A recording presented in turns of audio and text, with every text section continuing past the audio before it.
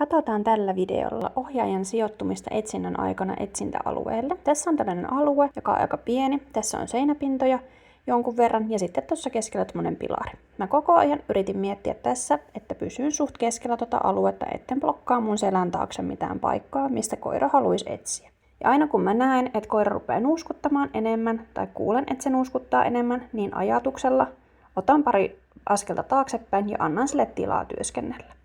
Mä myös siirrän oman rintamasuunnan niin, ettei mun rintamasuunta osoita siihen suuntaan, missä koira on etsimässä.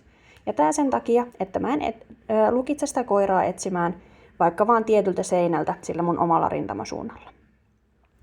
Rintamasuunnalla mä voin ohjata toki koiraa käymään esimerkiksi nyt seuraavalla alueella, eli tuolla seinällä, missä se ei ole vielä käynyt. Ja mulla on hyvä pitkä liina, jään taas kauemmas, ja tässä mä näen, että koira alkaa reagoimaan hajupilveen, se rupeaa tolleen pyörimään. Niin mä en mene tonne yhtään sen tontille, antaa koira hoitaa homma loppuun asti. Ja sieltähän se lähteekin hienosti tarkentelemaan hajupilveä, ja sieltä tulee hyvä tarkennus, ja aivan loistava ilmaisu. Hieno löytö. Toivottavasti tämä auttaa myös sua miettiä sun omaa sijoittumista etsintäalueella jatkossa.